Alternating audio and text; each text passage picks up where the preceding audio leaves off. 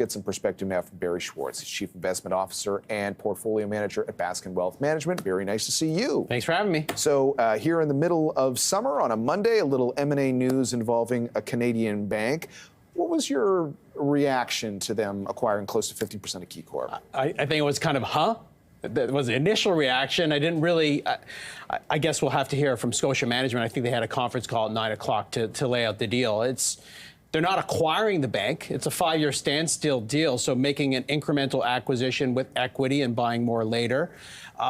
Maybe they'll eventually buy the bank. So going back, KeyCorp was one of these banks that got caught up in this regional bank implosion. I think it was March or April of 2023. I know, it's just, time's blurring now, yeah. right? It's just, I mean, so much crazy stuff has happened, and as a result, its stock is not recovered, and it needs capital. And so Scotia, all the Canadian banks are flush with cash. So we're in a good situation here in Canada.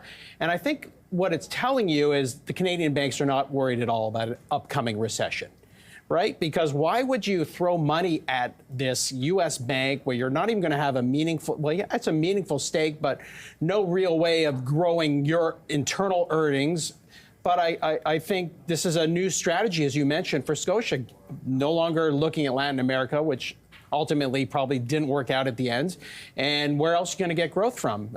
National's busy buying Canadian Western Bank. No one wants to touch Laurentian. So where else is the growth going to come from? And you got to look into the U.S. So kudos for them to at least attempting something interesting.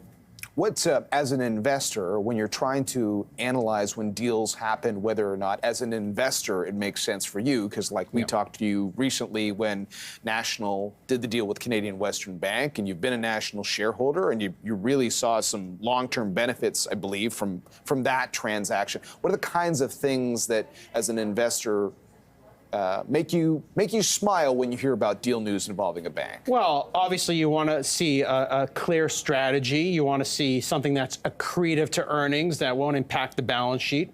So it's hard to know. This might be the beginning stages of Scotia saying, we've got a lot of cash.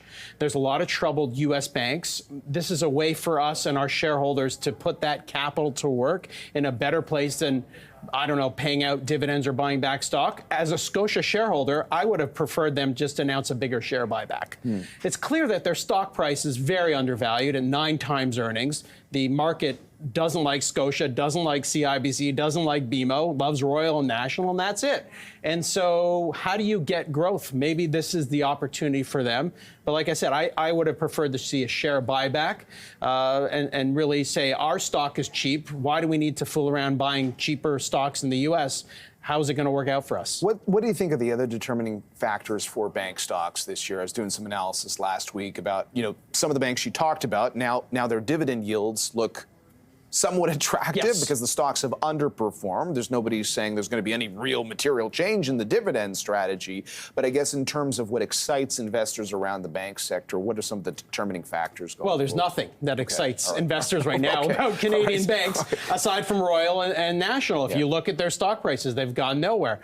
Why is there not? Because there's no catalyst, right? We're all worried about a slowdown in loan growth, which is happening, worried about these mortgages coming due in the next few years at higher rates. Right. Although the Bank of Canada may save us there.